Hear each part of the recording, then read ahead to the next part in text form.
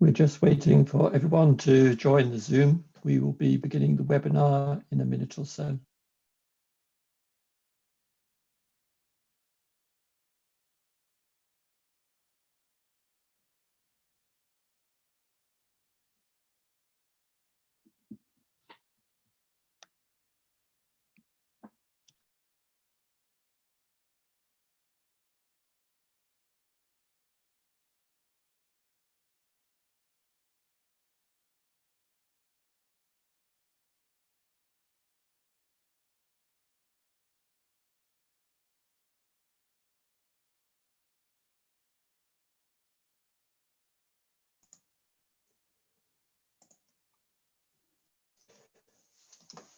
Welcome to you all to our final webinar in our series on the theme Accelerating Progress Towards the Sustainable Development Goals in the Post-COVID Era, the Contribution of Universities.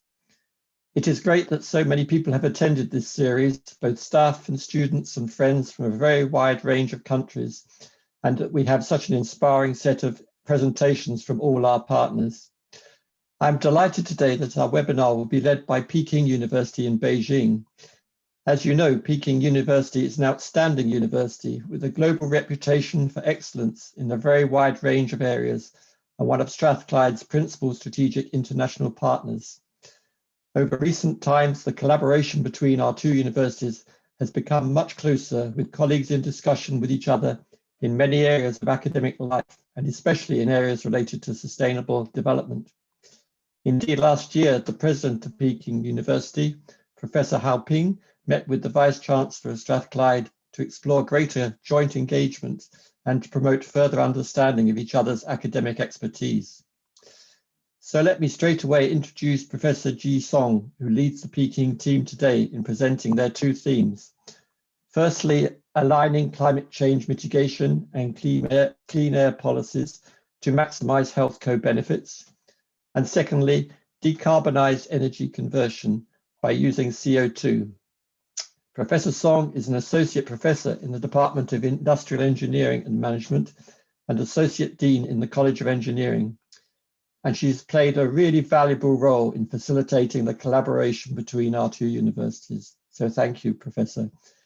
Professor Song will be supported by two colleagues, and I will leave her to introduce you to you. They are, of course, most welcome. Professor Song, over to you. Thank you very much. Thank you very much, Andrew, for the introduction. And good morning, the friends in Europe, and good afternoon, the friends in Asia, right? Okay, so it's really nice we have such kind of webinar today. And so the sustainable research is a very important research area in Peking University. And today we are very lucky to have two of our colleagues today to give two talks. And the first speaker is Dr. Dai Hanchen, who is from the College of Environment Science and Engineering in Peking University. And Dr. Dai's research focuses on green and low carbon transformation and human planetary health at local, national, and global scales. And he has lots of publications on energy, economics, and policy related journals. And today he's going to give us the talk along the climate change mitigation and sustainable development. And the second speaker is Professor Zhang from College of Engineering and in the Department of Energy and Resource Engineering. And Professor Zhang's research field is in heat and mass transfer engineering. And the talk he will give us today will be decarbonized energy conversation by using the carbon. Okay, so I will save the time to the two professors, and please, we will welcome Professor Dai for his talk today. Thank you very much. Okay, I will stop the. Okay, can I share my screen? Yeah, so how, is it work now? Does it work? Yes, good. Yeah, we can. Okay, good evening and good afternoon, I think, everybody. This is Hanchen Dai. I'm very happy to be with you today, talking about something about climate change mitigation and sustainable development. Note that my topic is a little bit changed a little bit from only focusing on clean air and the healthcare benefit to a more broader aspect of sustainable development. So yeah, this is the outline of today's talk in the next about half an hour. And as you know, maybe many of you know it well that actually climate change is described by Bill Gates as two of the main most pressing challenges facing humankind in this century. The one is a pandemic outbreak, which we are now experiencing, and we can see the consequences immediately. And the other one is climate change, which is it happens slowly, but also has very big consequences to the whole world. So today I will talk about some major phenomena and impact of climate change and the driving forces of how climate change happened in the past two centuries or so, and how we can mitigate it and the co-benefit in the sustainable development. So the climate change, before that, I would like to show you this figure about the planetary boundary faced by the Earth. If we look at the Earth as a system, and you can see that climate change is, in addition to many other maybe well-known crises like biodiversity loss or air pollution and ocean acidification, climate change is one of them. And also the color is red means that it is beyond the boundary of the Earth system, which it can clean up itself. So it's beyond the capacity that it can be sustainable. So that means it will be unsustainable. And actually it has also quite closed interactions with other systems in the boundary. And also when we not only look at the natural Earth system in the bottom, which includes atmosphere, sea, carbon cycle, oceans, and so on and so on. And actually, we as human beings actually have a big impact on the natural Earth system through our social and economic development. So maybe before 200 years ago, maybe human activity plays a very relatively minor role in shaping the Earth system. But after the industry revolution, we all know that as our population grows to almost over 7 billion, and our economy is expanding continuously, and also associated with the transport system and also the urbanization. So we have a big impact into the natural Earth system, as I showed in the previous slides, that may cause unsustainability.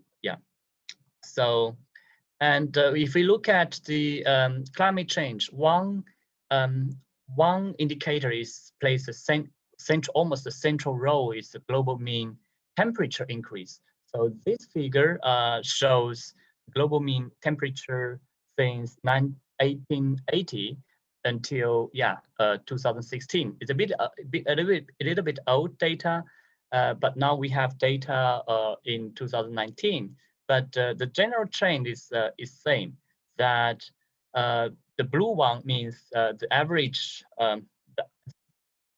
below the average temperature in the past 130 or 40 years or so, and the red one is above the average. And we can see very clearly that in the past 30, 40 years, the temperature is increasing continuously. And by here, we can see that by 2016, it increased by almost 1 degree. And now, based on the latest data in 2019, is above 1 degree Celsius compared with the pre-industrial level. and we are facing a lot of heat waves, and the temperature record is broken again and again in the recent years. So it's a fact. So the climate change in terms of global warming is a fact we are experiencing now. And the previous slides only show the global average temperature, 1 degree Celsius. But actually, if we look at the spatial distribution, we can see that the rise is uneven across the continent, and also between the winter and the summer seasons. And here we can see that in the north, like in the north side is experiencing a higher temperature increase, nearly or close to 3 degrees or even above that. And also the temperature rise is more significant in winter seasons. So we are actually experiencing more frequently the warm winter, things like that. And if we look into the future, and we can see that the scientist actually is projecting by using a lot of Earth system model coupled with social economic model.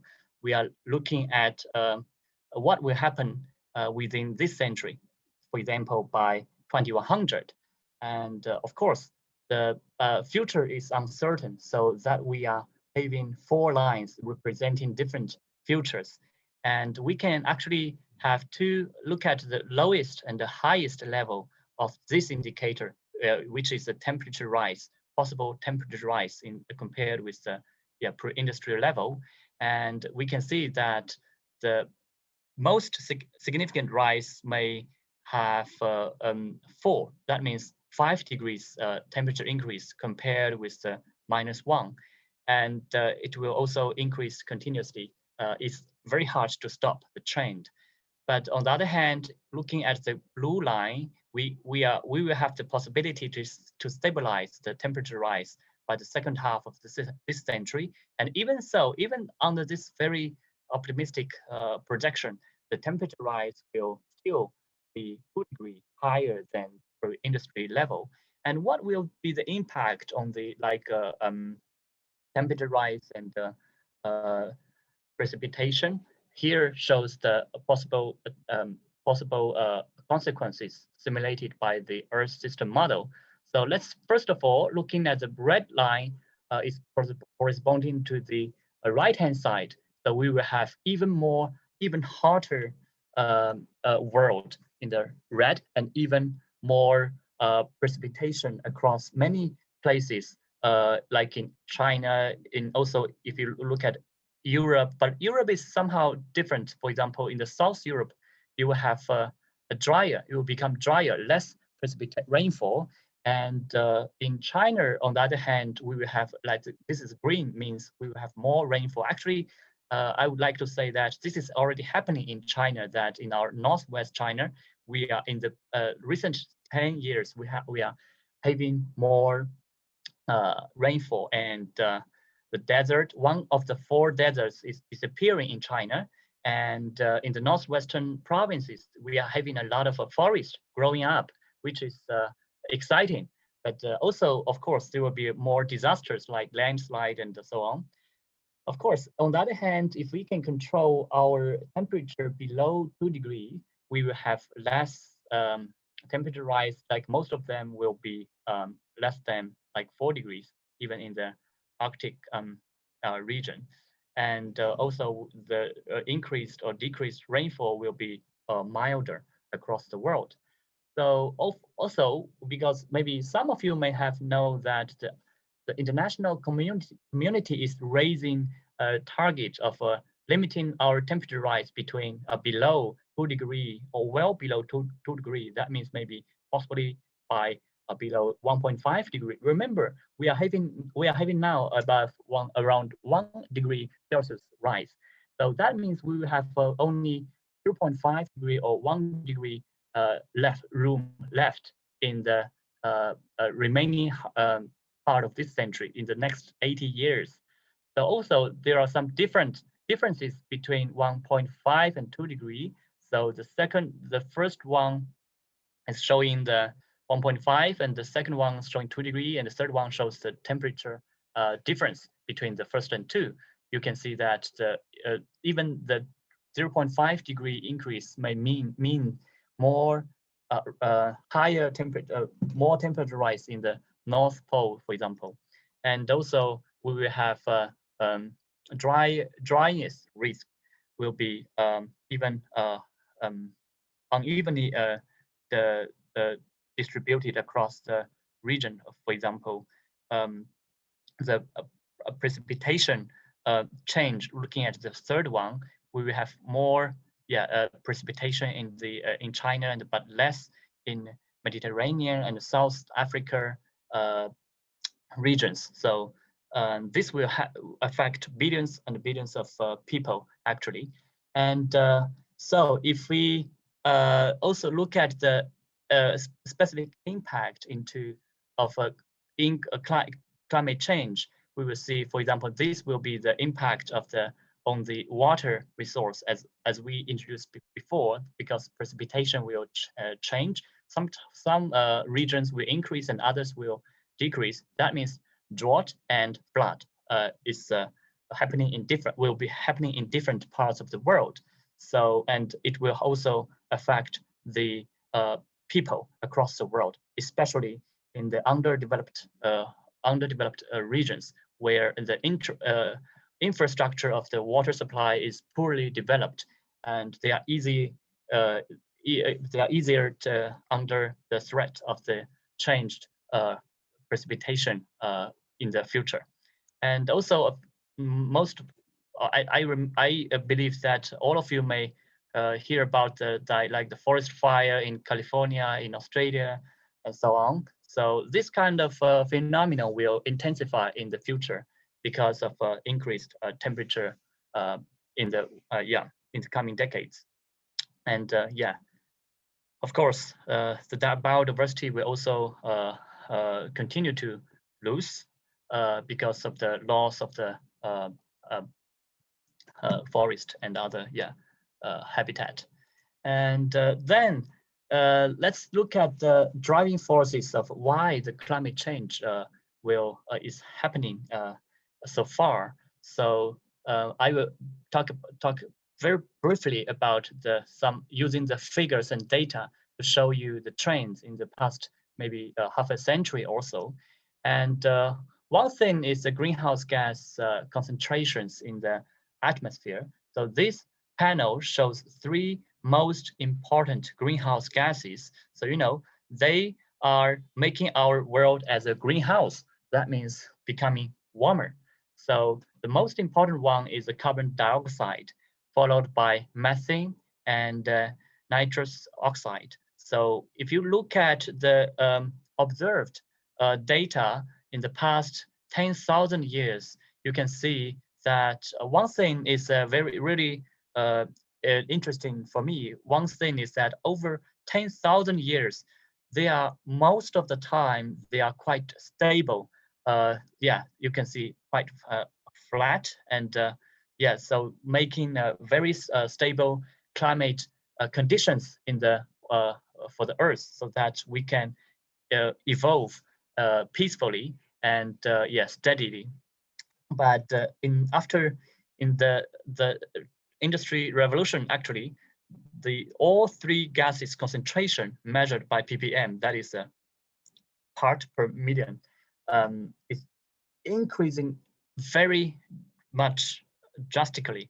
So, for example, for the most of the time, the concentration of carbon dioxide is below 300 particles per million part, but now it increases to over 400. So this causes 1 Celsius degree temperature rise. If you look into the causes further, then we can see that some gases are contributing to the temperature rise, as represented by the red color, which is mainly the 3 greenhouse gas I introduced in the previous slides, that is the carbon dioxide and methane and so on. And so on the other hand, we also have some gases that has cooling effect, such as the some actually very interesting is the aerosol. That means the air pollutant like sulfur dioxide and so on. So they actually, and the particles like PM 2.5, that they are actually helping us, helping to cool the Earth. And the net effect is that, as I said, the radiative forcing, which the unit of which is watt per square meter. So you can imagine that this is a kind of a lamp over your head. So the higher the forcing is, the warmer you will be, right? But more energy you will receive.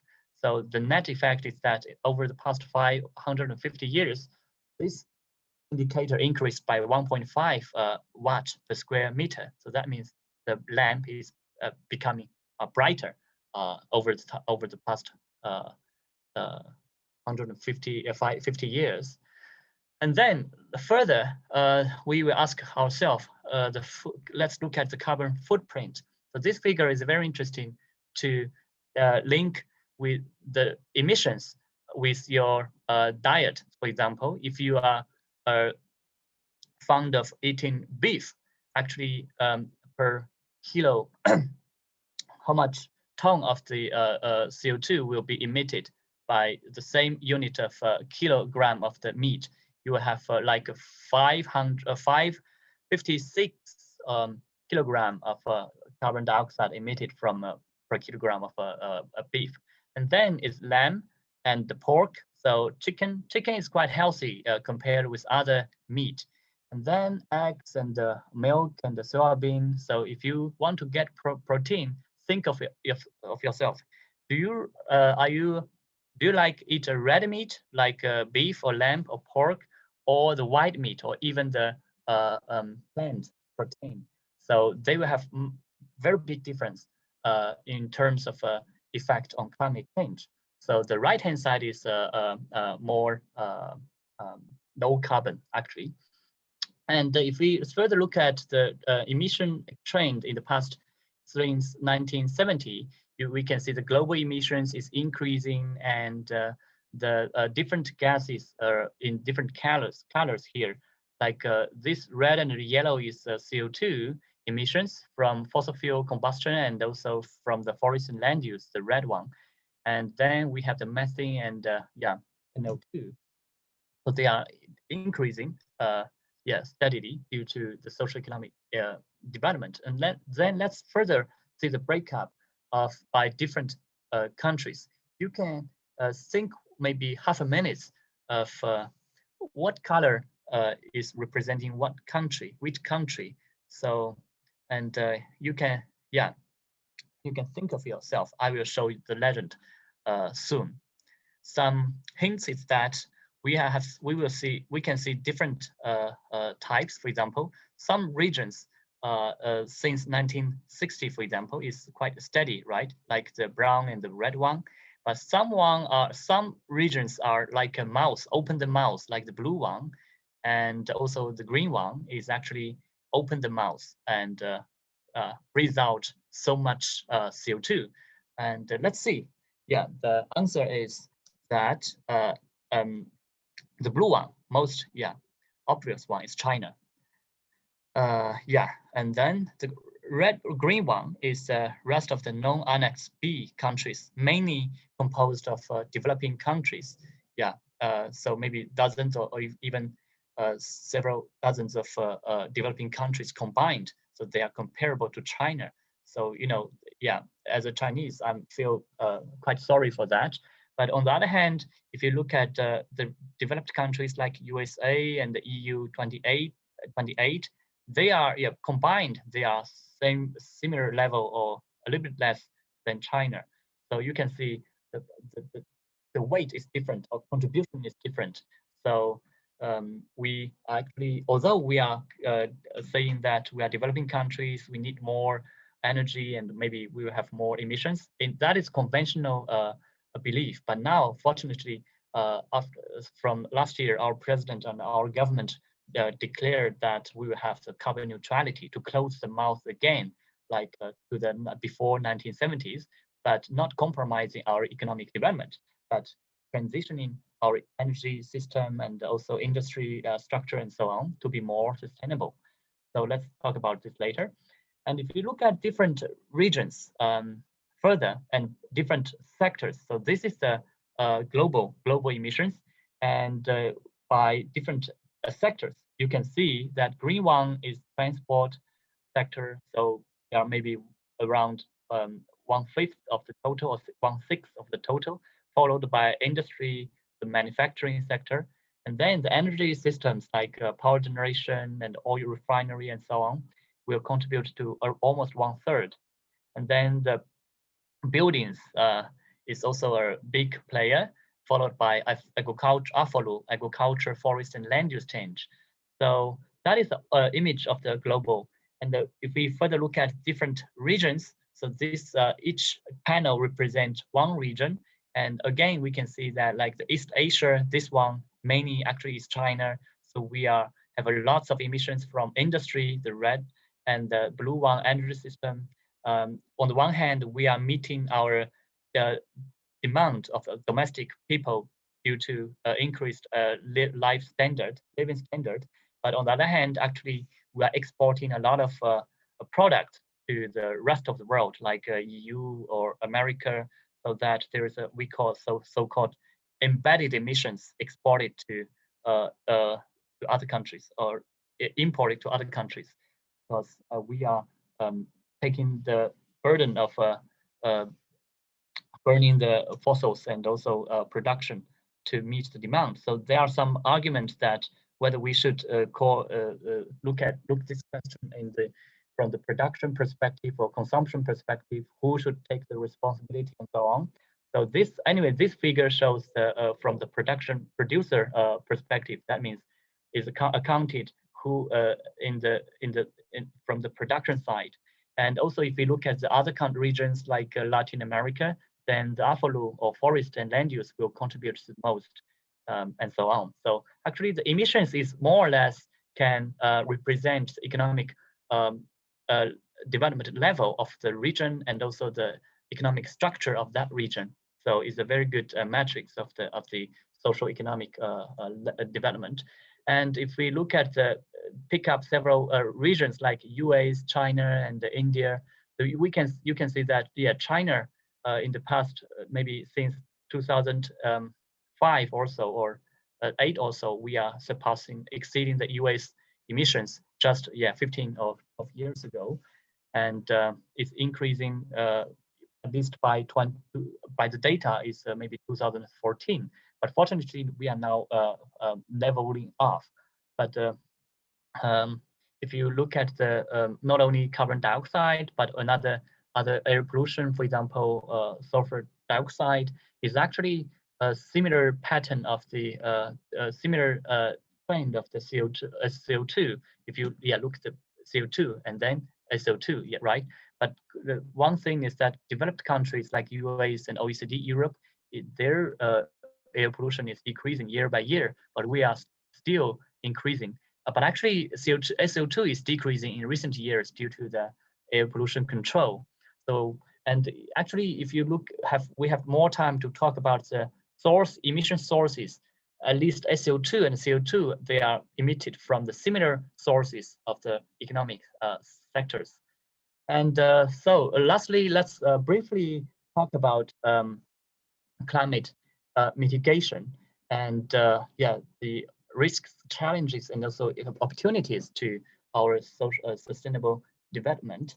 And so, as I said, we have a goal that is a 1.5 degree. And in order to achieve that goal, we need to control our emissions. Here we show the CO2 equivalent. And so this World Resource Institute projected that in order to, in line with the net 1.5 degree, by the mid of this century, the net emissions of the CO2 or greenhouse gas emissions should be close to zero. Net means we have some emissions on the one hand. On the other hand, we should have some negative emissions. That means emissions should be absorbed, yeah, from the system, right? So in order for that, the requirement by 2030 should be this level, is 25 to 30 gigaton of CO2 equivalent, which is almost half of the current level. I mean, the 2016's level. By that means within 14 years, the emissions should halve, by 2030. But unfortunately, according to the data in the trend by maybe 2017 is quite a bit old, this figure. We are heading to this direction. That means 2030 emissions will not decrease, will not halve, but continue to increase, to this level, which is a big gap between the requirement and the reality. But good thing is that from last year or so, last 2 to 3 years, many government countries in the world has declared the carbon neutrality target by the mid of this century. So basically, that means the government agreed to take actions towards this goal. Yeah. Then what should be done? What does it mean to our energy and economic system? So first of all, this one is a list of the very general measures we can take to achieve the carbon reduction or greenhouse gas reduction. So classified by different sectors like energy supply, transport, building, industry. And generally, for example, for the energy supply side, we can have more renewables, and also maybe nuclear is also an option. I know much of you may disagree with it due to the security risks concern. But these two are the low cost and maybe also carbon-free energies for power generation. Of course, if we especially don't take nuclear, and then we should turn to the IGCC and CCS. That means CCS means carbon capture and storage. That means we continue to burn fossil fuels like coal, but then we absorbed the energy CO2 from the power plant. I think the second talk, Professor Zhang may know more than me. If you have questions, you can ask him. And for the transport sector, we also have a lot of options like a new energy vehicle and high efficiency vehicle and so on. For buildings, we can also save a lot by better and more efficient air conditioner and better insulation and so on. For industry, we also can increase energy efficiency and also reduce the dependency on material use and so on, and recycle the raw material. So these are all the general options that we can take. And you can feel that if we forget about the cost, of course, much of them are high cost at this moment, especially the new technologies.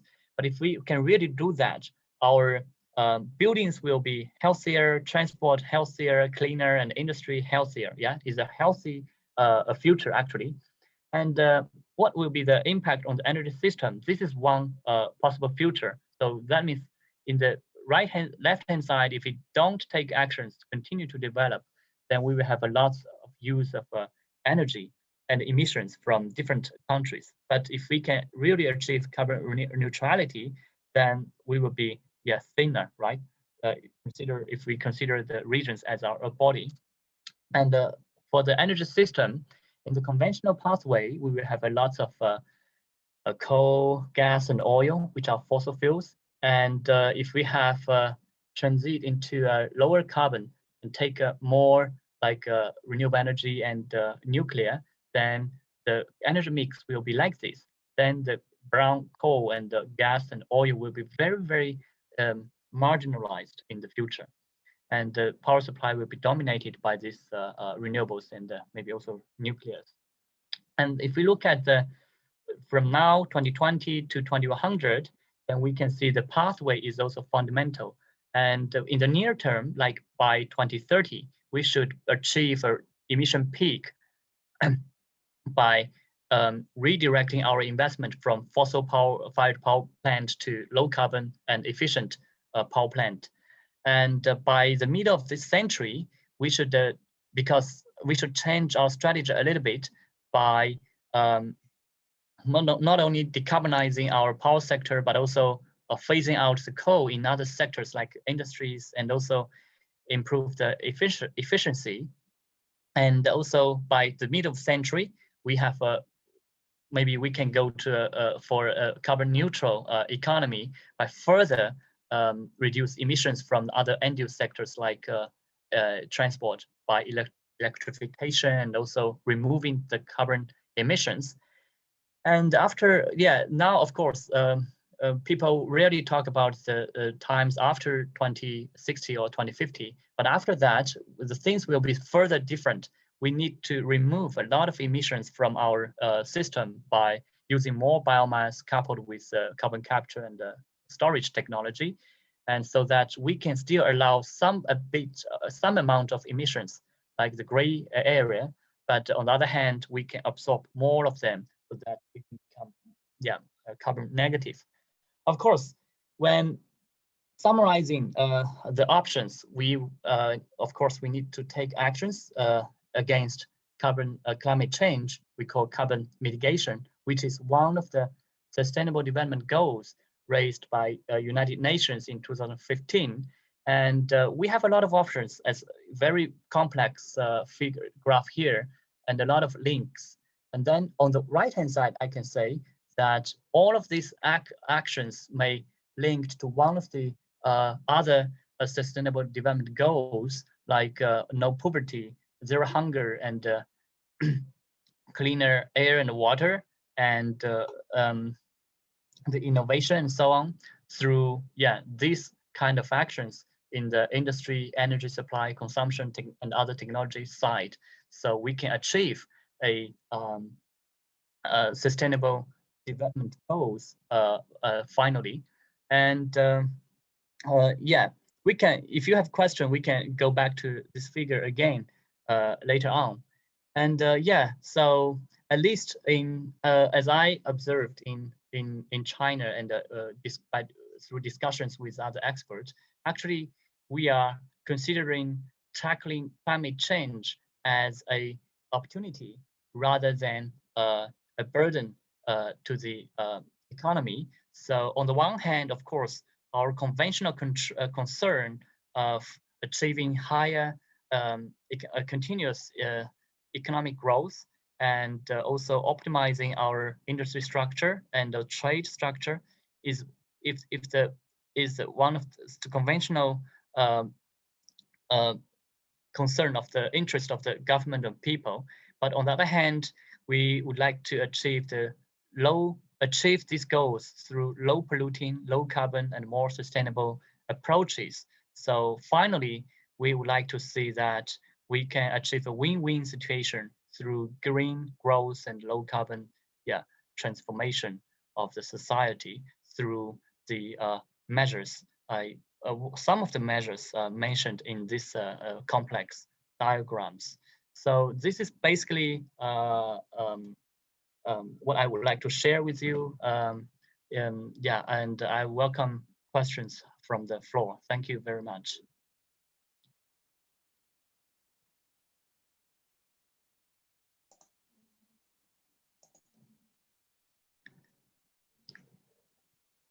Thank you so much, Professor Dai, for that highly insightful presentation and for making some very complex questions really accessible to us all. Thank you very much. We are now happy to take questions for a short while for Professor Dai. If you would like to add them to the chat or the Q&A, please. Let me start with one thought while the questions are coming in. Would you like to say a little bit about what you see on the basis of your presentation, obviously, as being amongst the top priorities for the COP26 discussions in Glasgow later this year? This is obviously a very big issue for us in Glasgow at the moment, and we'd be interested to get your thoughts on what might come at the top of that list.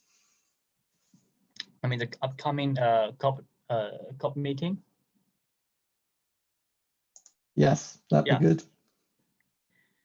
Yes, I think we are now in a turning point and also in a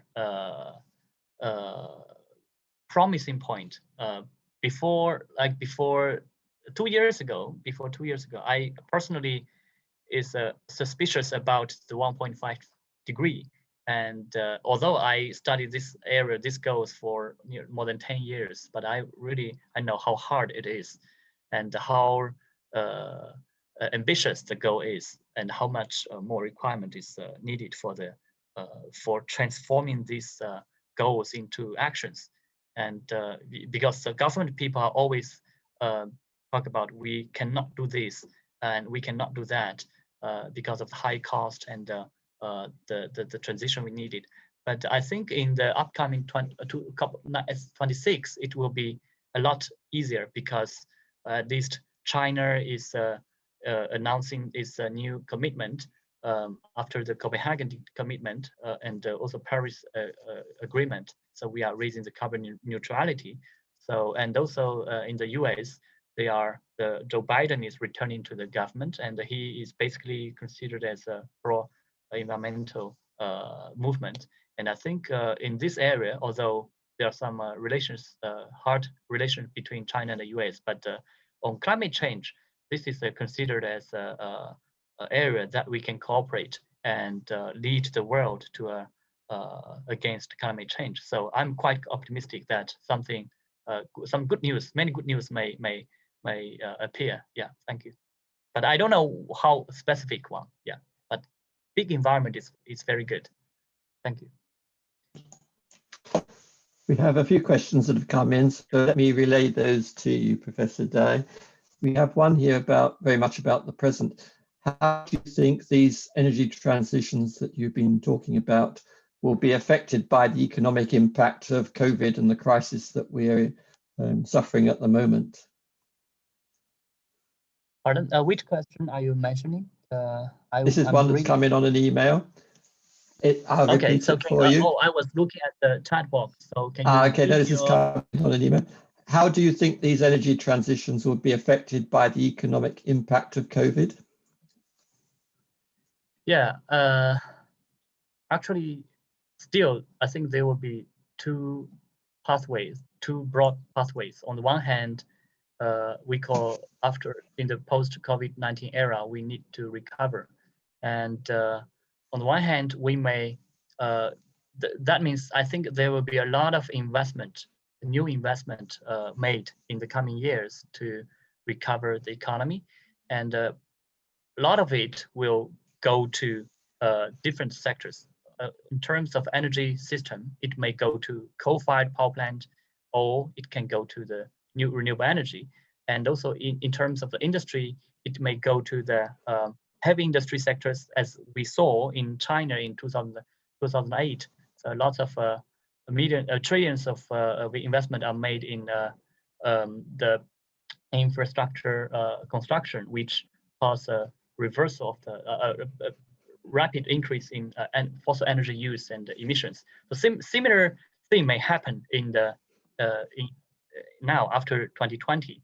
But of course, we also talk about the green recovery. That means this could also be regarded as an opportunity to decarbonize our infrastructure and energy supply if we make wise decisions.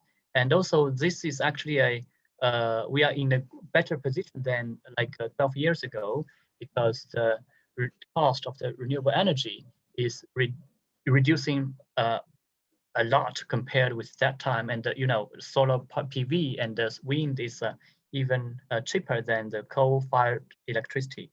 If we can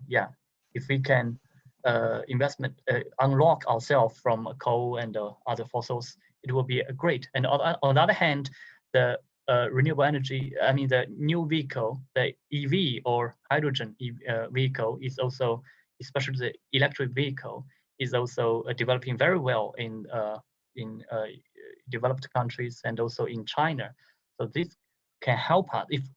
I think power sector can help us decouple from coal, but electric vehicle can help us decouple from oil.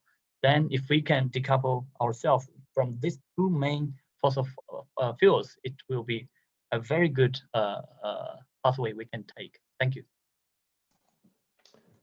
Thank you, Professor Dai. There's a question in the chat here which I'll convey to you.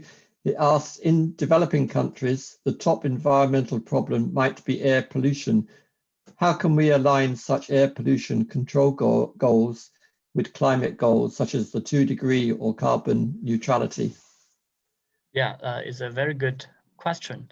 Yes, of course. I think this question is actually faced by China now.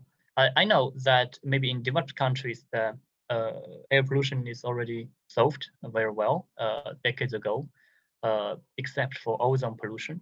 But in the developing countries now in China and maybe in also in India and Southeast Asia, we are really facing a lot of air pollution. And based on the experience in China, actually I'm telling you what is happening in the research field and also in policy making community now in China.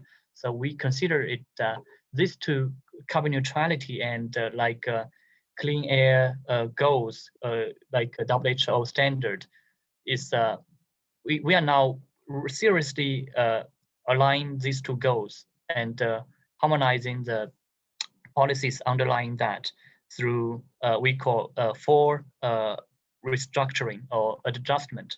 So restructuring our energy system by with more renewables and clean energy, and restructuring our industry sectors by maybe phasing out some heavy polluting industries, and also restructuring our transport system by limiting the sales of the gasoline car and so on.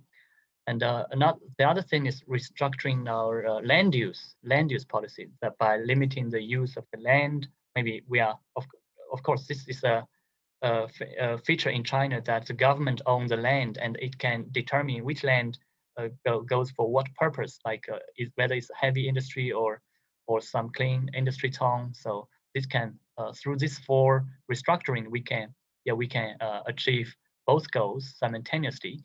But in the other countries, I think this can the experience in China can be learned elsewhere. I think of course sometimes we need a strong government. I don't know whether this is in place worldwide or not. Okay, that's some of my thoughts. Thank you very much. Before we move on, let me just ask you one quite specific question. Maybe you can give us a fairly quick answer.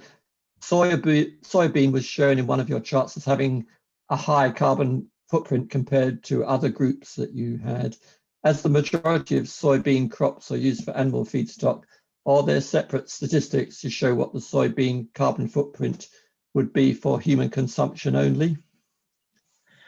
And the same person have some additional description. Apologize, higher than either eggs or dairy milk. Yes, of course. I didn't do the calculation by myself, but as far as I know, the soybeans, it depends on where it is produced. Soybeans is actually used for feeding the pigs and so on, not chicken. The chicken, I think, is eating something else, which is lower carbon intensive. And also, as far as I know, much of the soybeans are produced in Amazon, in Brazil and South America, of course, in addition to US.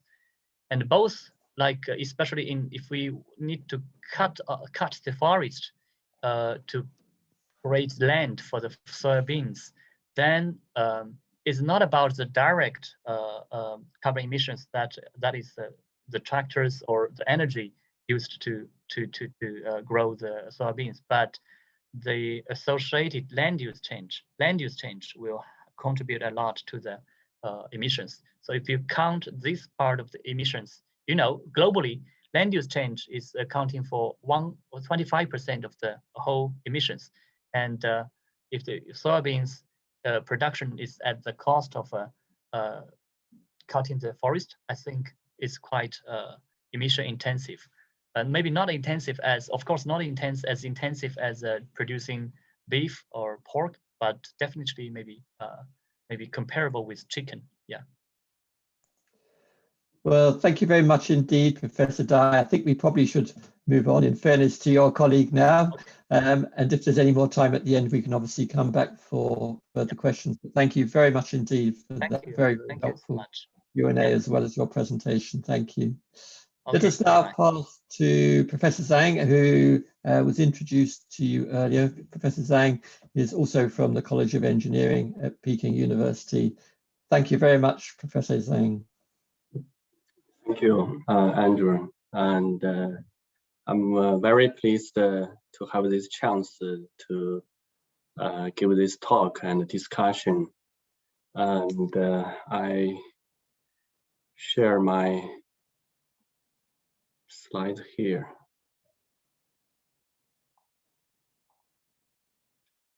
So in the previous talk, Professor Dai gave the big picture, the energy, economy, the climate change, and many carbon dioxide. And in my talk, and I would like to continue the topic of the CO2.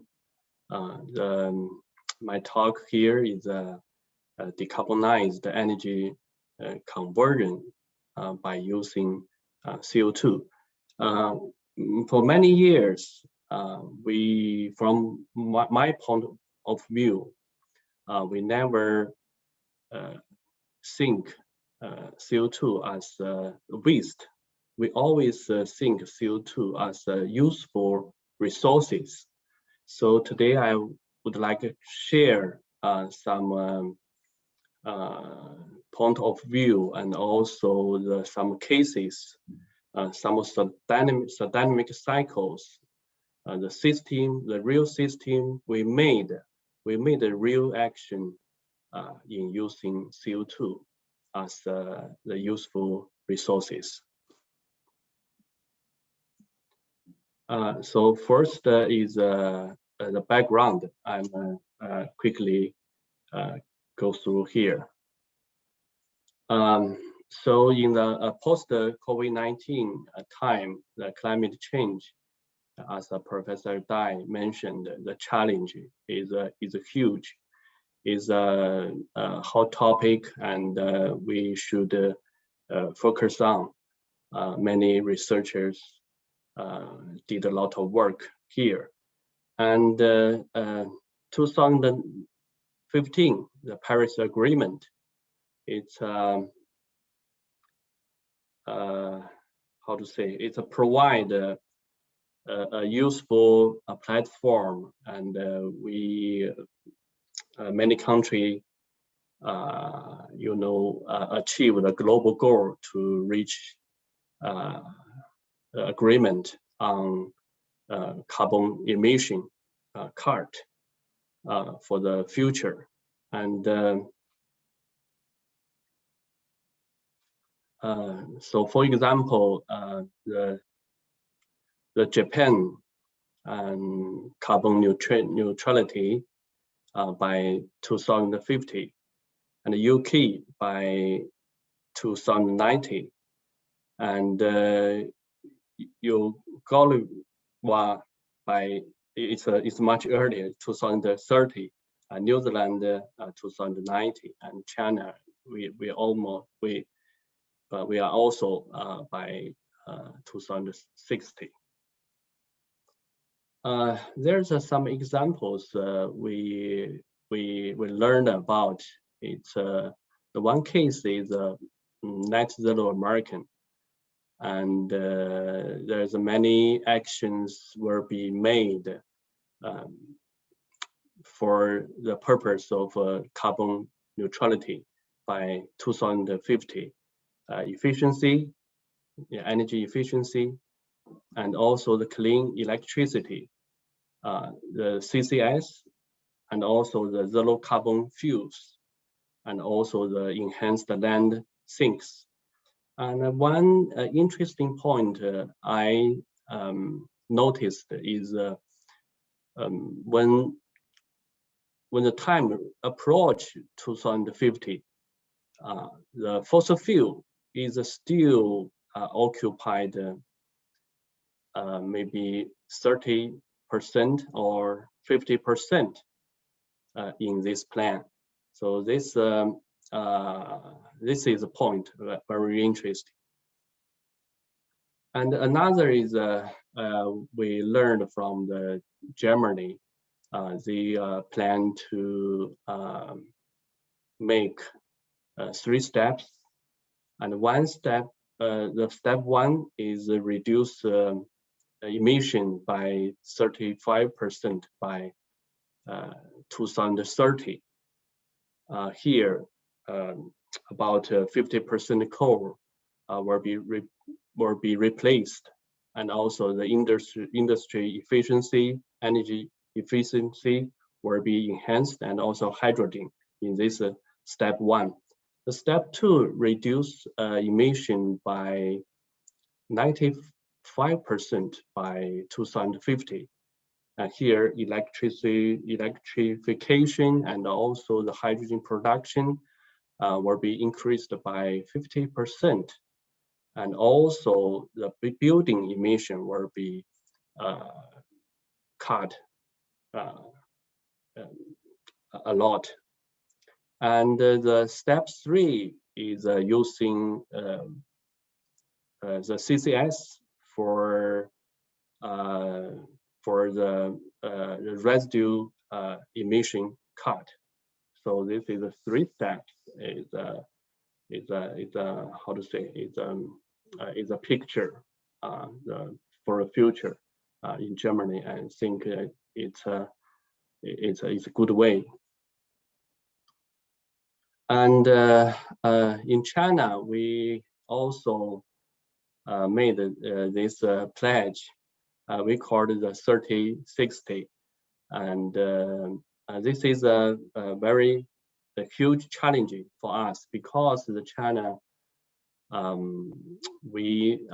nowadays fossil fuel is still our main energy resources. The coal, oil, and the gas occupied about 80% of the energy we use now. So this is the huge challenge, and we have to face. And here we have 2 points I want to mention here.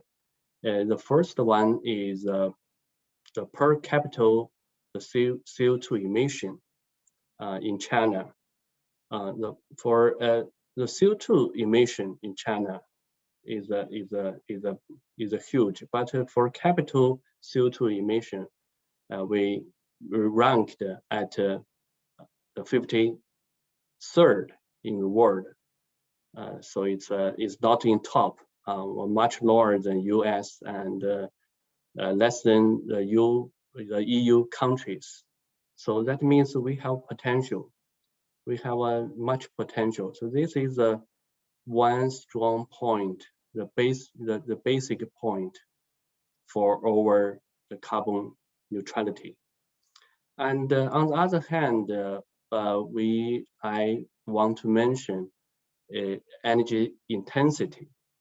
That means the energy consumption per unit of GDP in China is still high, 2 times, 3 times higher than United States and Europe. And this is the area we have to work very hard to reduce the energy intensity.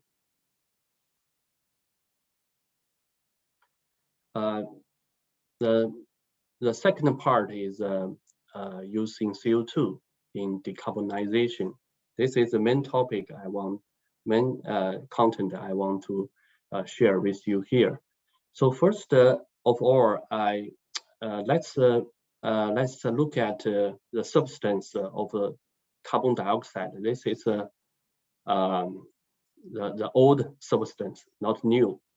The new material now develop very fast, but CO2 is old substance. The gas state, liquid state, solid state, we are familiar with very well.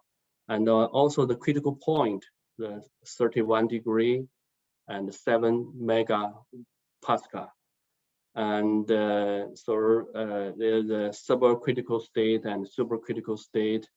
Yeah, this is a picture. We use all the states of the carbon dioxide in many applications.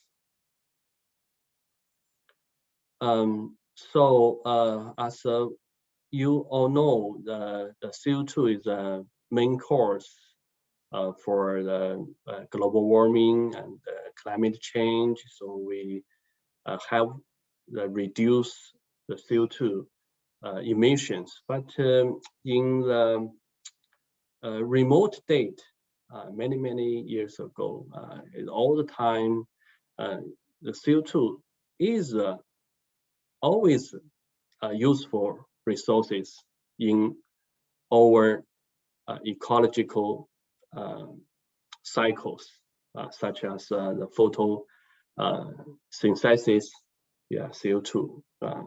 We all exist in the nature, and also in the modern energy applications. We also use CO2 as a very useful fluids, very useful substance in the energy, the larger scale, the energy conversion system, such as solar thermal conversion, from the solar to thermal, and from the thermal to the electricity, to the power generation. So this is from the ancient parts to the modern time.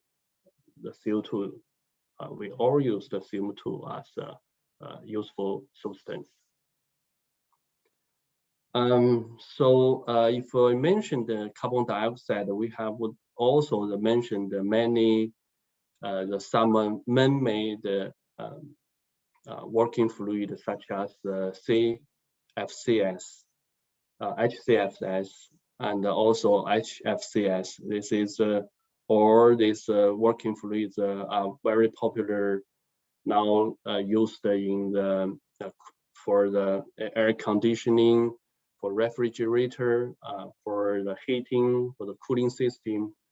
And we found that this working fluid has a serious problem, such as ozone layer depletion and global warming.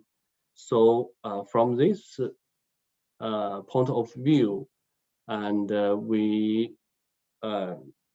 think how we can use carbon dioxide instead of this traditional and not good working fluid. And also, if we think how to efficiently use renewable energy, here I want to especially mention the renewable thermal energy, such as solar, nuclear, commercial, residential, waste heat, and geothermal. Many ambient atmosphere, the air, the water, and all this the thermal reservoir, the energy resources we can use.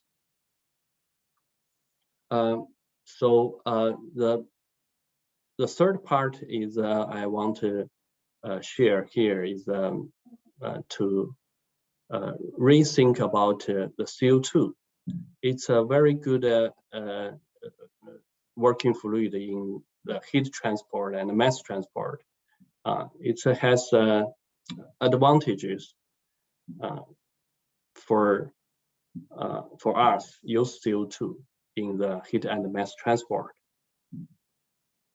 So this is a phase diagram in the for CO2. So here we can see the critical point and also the triple point, and you know, the many states, and we can use the supercritical fluids I want to mention today, and also the dry ice I want to mention, and also the liquid and the gas states. So this is a nice picture, shows the supercritical CO2, and especially near the critical point. It's a very untraditional fluids, and has the magical fluid flow and heat transfer characteristic. So it's not like at this state near critical CO2, it's not like gas. It's also not like a liquid. It's a viscosity like gas, but density like liquid. So like smoke. It's very interesting. Very interesting. And this is, for example, what is special for the supercritical CO2. Here is the case. We measured and we calculate, we get the bifurcated convective heat transfer. This is bifurcation diagram. So we can see this is different from the air, different from the water. Yeah, it's the critical the bifurcation point is totally different. Yeah, this is we should learn more about the carbon dioxide. This is a famous picture, shows the piston effect. The French scientist did very interesting experiment. Is a closed cavity. In this closed cavity, is a CO2, high pressure and high temperature is the supercritical states. If you're heating or cooling from the boundary, heating the CO2, it's sometimes it's like explosion. The CO2 can explode. The CO2, the supercritical CO2 can transport the energy, the thermal energy very, very fast in the acoustic speed. So this is a very untraditional. In the traditional heat transport, like air, like water, like other substance, is usually much lower than the speed. The transport speed is very much lower than acoustic speed. This is also a point we show. We should learn about more about CO2. This is a closed cavity. But in my research group, we found in the open channel, even in the micro channel, we still can find the phenomena of the piston effect. If you're heating from the bottom, yeah, the very small temperature difference, it can induce the very fast heat transport phenomena. It's very interesting, and also the instability for carbon dioxide is like very famous instability phenomena, the carbon Helmholtz instability. Yeah, it's almost the same. So from our research result, we can recognize very interesting and also the very untraditional, the unique phenomena for the supercritical, especially in the near critical CO2. It very fast heat transport, heat and mass transport. It can like explode, and also we get some interesting instability phenomena like the carbon Helmholtz instability. This is even in the open channel, it can also make this phenomena very interesting. And for recent several years, we get more interesting result. We don't heating or cooling supercritical CO2 like this picture. We put the supercritical CO2 in this cavity.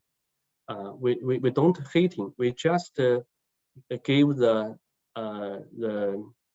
concentration difference, like a dissolution process, It's not heating and cooling, but it's still the piston effect occurs. That means we give the dissolution into this near the critical binary fluid, and it also can induce the very fast energy transport and also the mass transport. First the mass transport and then energy transport very fast in acoustic speed. So this is amazing. We never found this phenomena before. That means we CO2. We still have for human being. We still have a lot we don't know about CO2. This is just for recent 2 years we found this very small concentration difference, but it can induce very fast heat energy transport and mass transport phenomena. And we did a lot of experiment and also the calculations. We added the some substance into the supercritical carbon dioxide, and we found many interesting phenomena, many very unexpected. Yeah, we also published in the Journal of Fluid Mechanics and International Journal and Heat Mass Transfer, and a lot results we have. So from the third part, I want to say here is for human being, we don't know. It's still a lot we don't know about the carbon dioxide.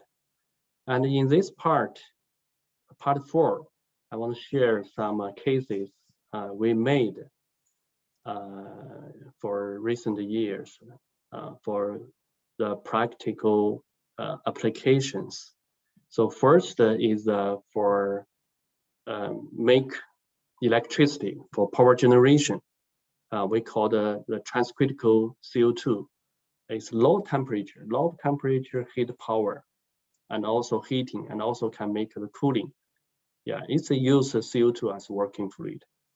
The second, we use CO2, especially supercritical state CO2, in concentrated solar power generation. It's large scale, can make the solar energy the transfer to the thermal energy, and then the power generation.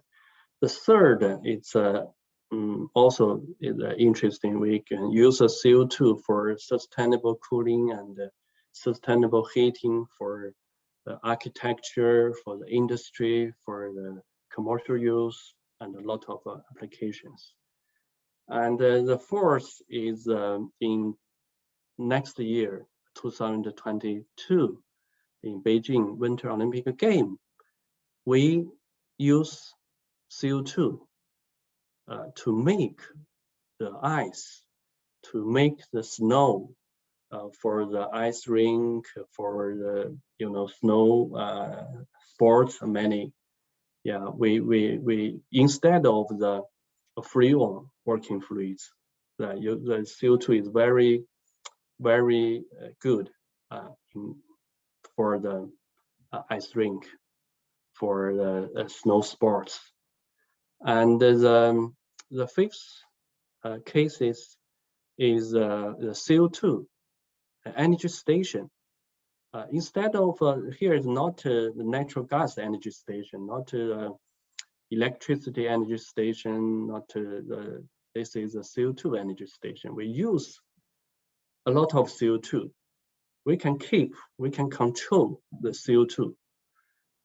Yeah, like CCS, like capture CO2 and stored and control and use CO2 as a useful resources for making the very good energy station for power generation, for the heating, for the cooling. This system, there's no CO2 emission, but we on the other hand, we use the CO2. This is maybe this is a negative, the carbon emission. And the last one for COVID-19 virus, we still can, in my research group, we developed a method. We still can use the CO2 to inactivate the COVID-19 virus.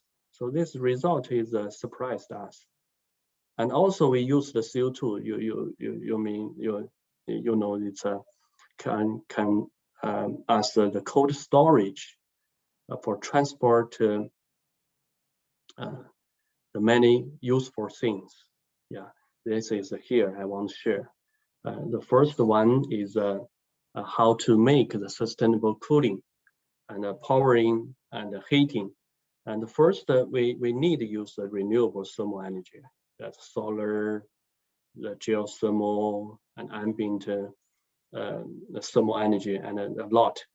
And also, we better not use the man-made fluids, freon and other man-made is.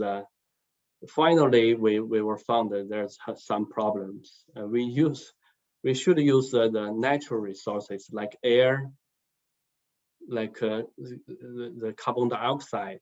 Yeah, then we can make sustainable heating and cooling. This slide is I made. So this is what I think. So compared to other freon fluids, the CO2 is very safe and non-combustible and not toxic, and also it's for ozone layer depletion potential is zero. For global warming potential is only 1. It's much lower than other energy conversion fluid material.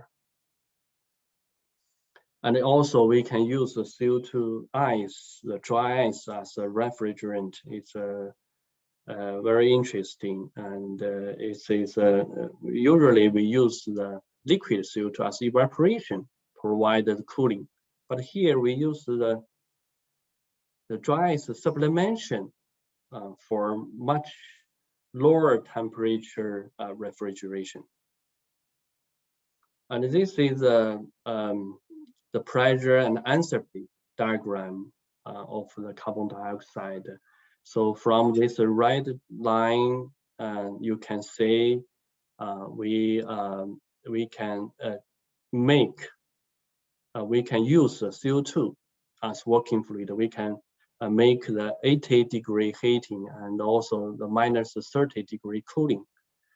And also we put forward one new method. We expand the liquid CO2 through the triple point minus 56 degree, and then we can have the solid and gas CO2, and when we use the sublimation, we can make lower than the -80° cooling. So it's very useful. So this is the black line, black cycle. And we can couple the black cycle and the red cycle to make the new thermodynamic cycle. Then we can have the -80° cooling and also the 80° heating. The 80° heating, the energy is not provided by the boiler. It's from the the 80° cooling. So this is very efficient, very efficient.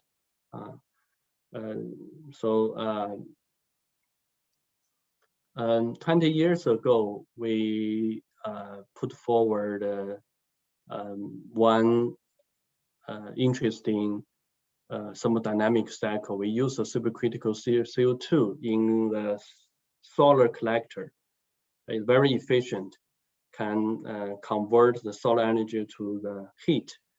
And then we can have clean electricity.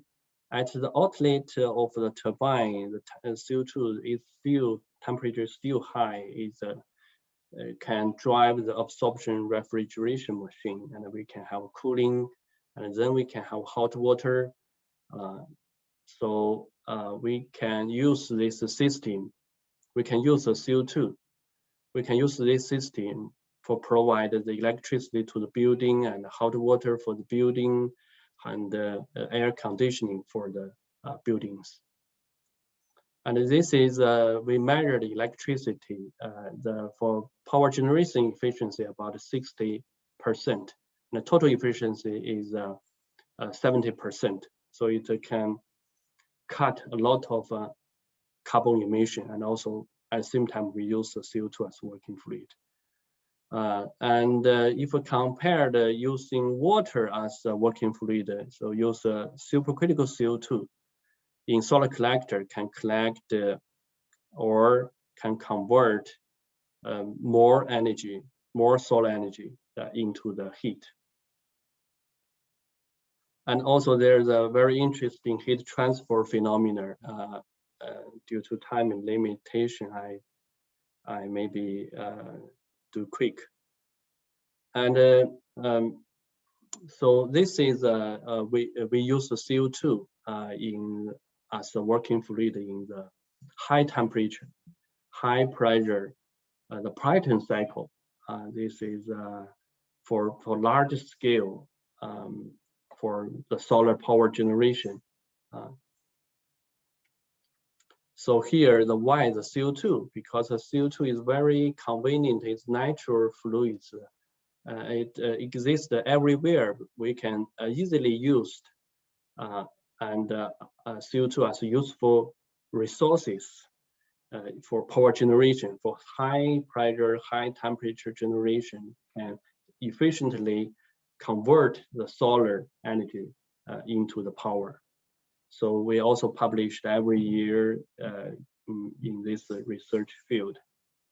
It compared the traditional energy cycle, energy conversion cycle. It had a lot of advantages. It's very simple, economic, and also the very compact, and so on. So we can use the CO2 for power generation from the heat resources, thermal reservoir, from very low temperature, about less than 100° thermal energy, like 60°, 70°. And then we also can use the CO2 as working fluid in very high temperature energy resources, like 700°, like 800°, 1000°. Yeah, and our original work started from the 2003 is about 100° solar thermal energy, and for our recent is 2015, and we use CO2 in a very high temperature. So there's a picture shows our experiment, and we developed a lot of new thermodynamic system, new energy conversion system. It's not a traditional Rankine system. It's also not a traditional Brownian cycle. It's a combined, make the novel many cycles for more efficient use of CO2 as a fluid for power generation and for provide heating and cooling. And also for the heating, we can make the water very efficient water heater and air conditioning, and also for space conditioning. So this is an experiment and also a theoretical analysis result. So this is a hot water temperature rise when heating water. And the supercritical CO2 you can see is parallel, reduce the temperature. So it can make a very perfect thermodynamic heating hot water to make hot water. And this picture we saw before. And also we can use CO2 solid gas two-phase flow sublimation to make -80° cooling. And this is some experiment, visualization experiment we saw. It's the dry ice like snow. If you expand the liquid CO2, it makes the snow CO2. Like snow, it's it can make a very good refrigeration, a very low temperature refrigeration. And this is a machine in my laboratory, and we can use the CO2 and to make simultaneously a -80° cold and 80° heat. But we can adjust. We can make the 60° heat, and also it can work. We can make the -50° cold is also possible. And but for the CO2 heat pump water heater application in China, we're still in an initial stage. I think there's a lot of potential. Now we use a lot of electricity and natural gas. But I believe in the future, we reduce the natural gas electricity. We can use the CO2, very efficient to make hot water in many applications. Yeah, this is some practical types, and also some machines we from our laboratory we make for the application. We use this new CO2 water heater in the hotel, even in the fossil fuel powered power plants. This is oldest hotel in Shanghai city. We use the CO2 water heater instead of the natural gas. So it can reduce the cost, the hot water production by 87%. And also CO2 emission can be reduced by 83%.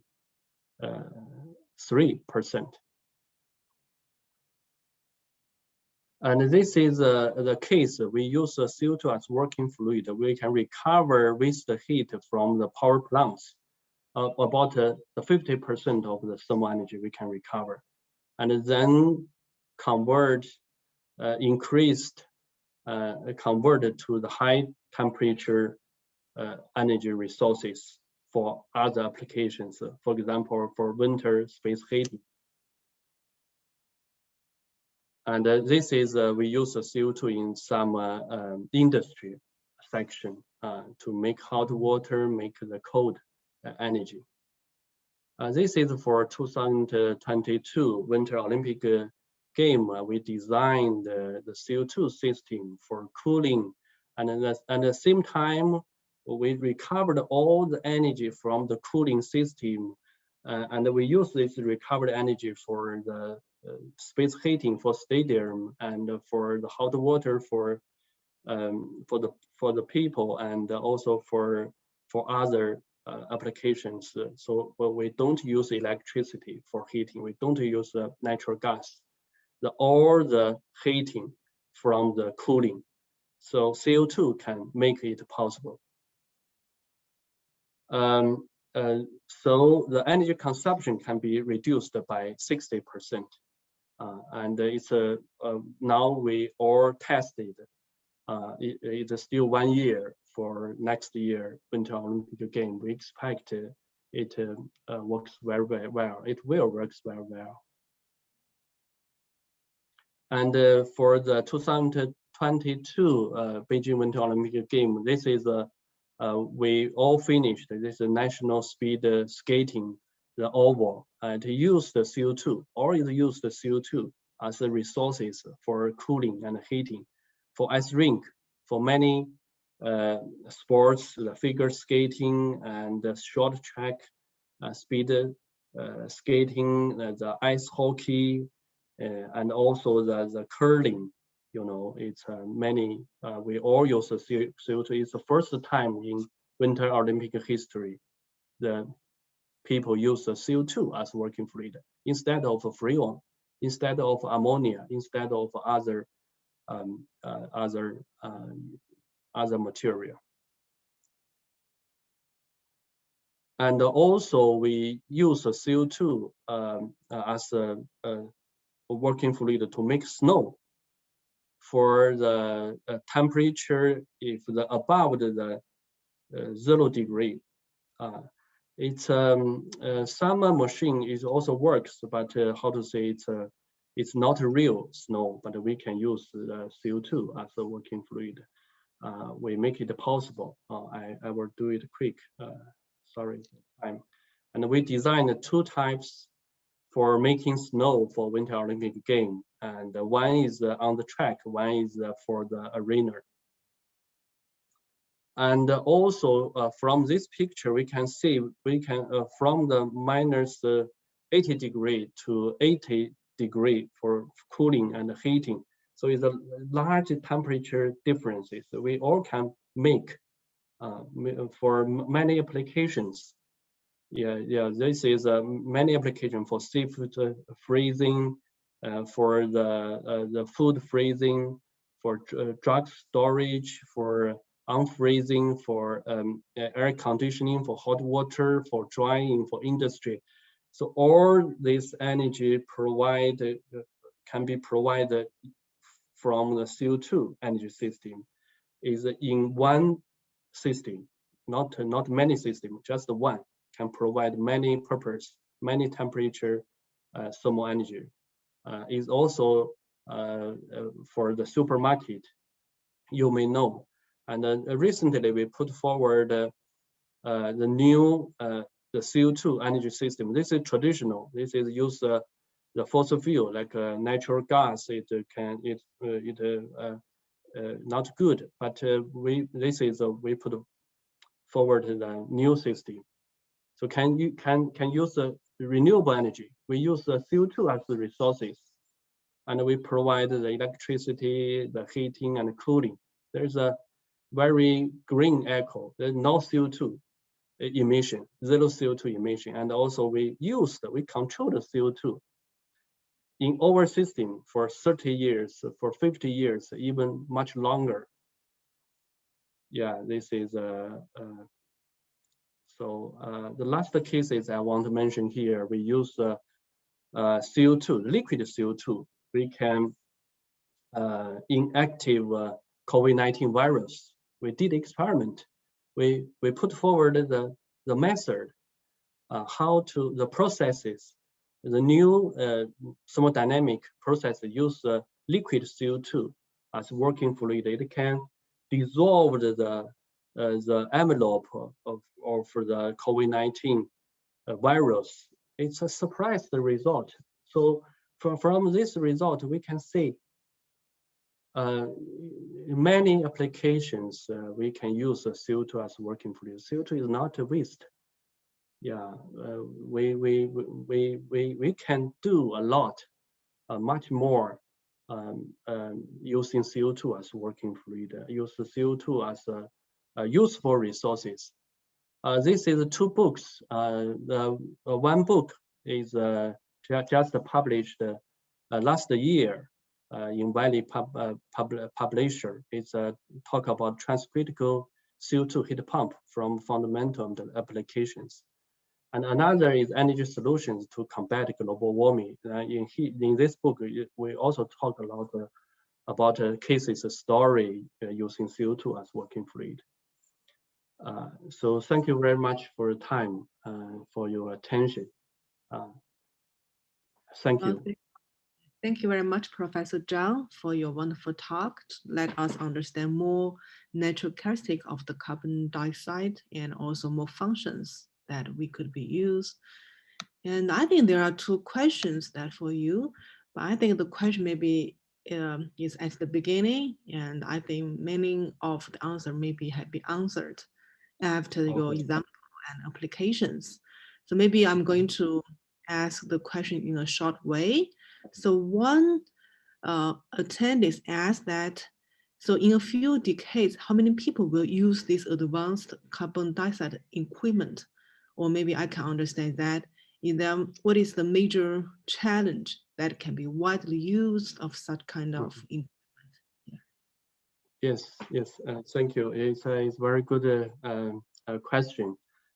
Yeah, the CO2 can be used many applications. I shared in the slides just some very typical applications, and there's also many more other cases.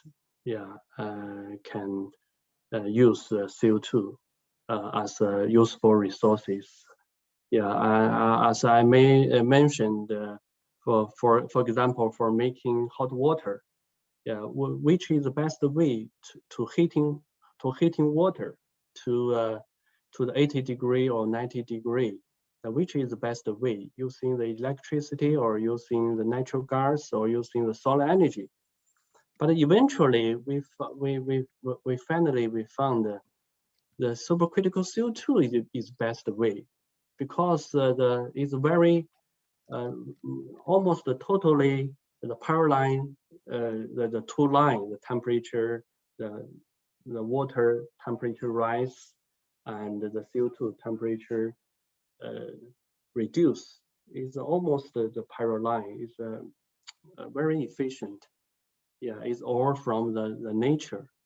Yeah, so I believe that in many cases for using CO2 as resources. Okay. Okay, so I think the other one is the Olympic Games. I think you already answered that, like ice hockey. Yes, right, lots of sports. Yes. And okay, there's the last one. So is there any danger at such a large amount of pressure? That means if we use the carbon dioxide system can reach several max scales, and which is dozens of times the atmosphere pressure. And is there any dangers, and how do you consider safety problems? Yes, it's a very important point for the CO2 system. The pressure is about 7 megapascal. It's very high. Yeah, but nowadays the manufacturing is enhanced a lot. So in this system, for example, for the supercritical CO2 water heater system, it can be used in every building for the commercial use, very close to people. It's safe because in this system there's no pressure the vessel, or the channel is its diameter is small. So the thickness or wall thickness is also very thin, the wall thickness. it can make the very perfect the system. There's can be designed very safe.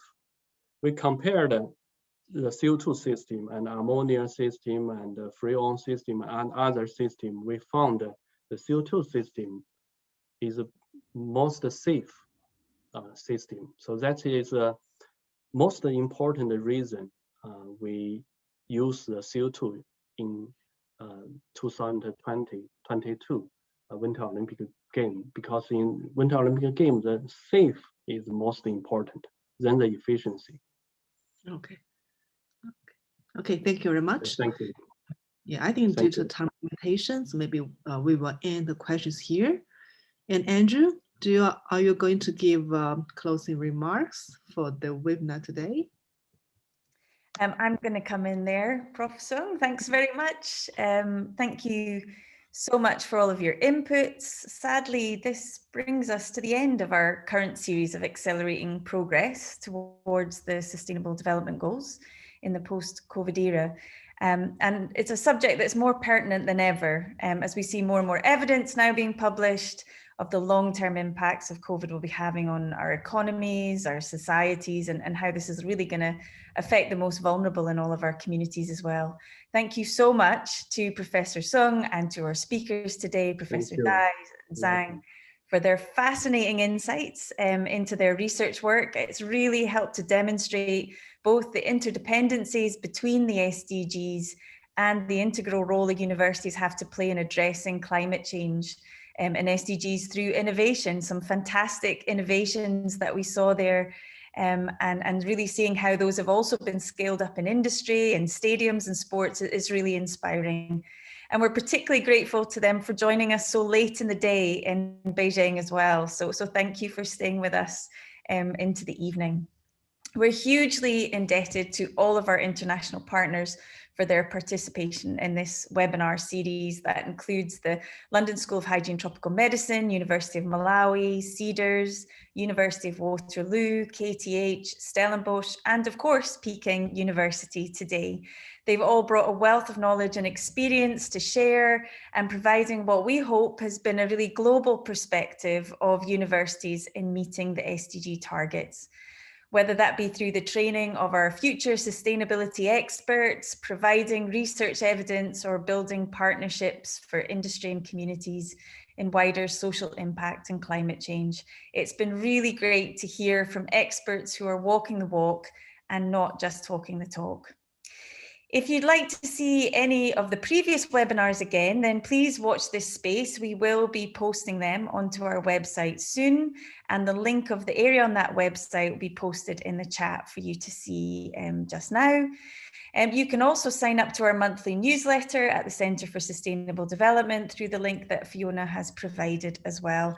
And we'd be delighted to hear from you, and you'll be able to keep track of all of our up and coming future events, including our planned COP26 conference later in the year, which we're looking to focus on the wider social and economic and cultural perspectives of climate change, again, with all of our international partners.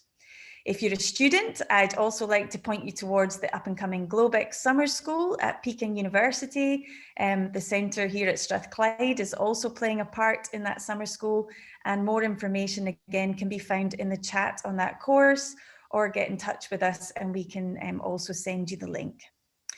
Lastly, I'd just like to thank once again the team that works tirelessly behind the scenes to make all these webinars run smoothly. A special thanks to Fiona and Alan for all of their time and effort, and of course Andrew for his support in comparing and chairing these events as well.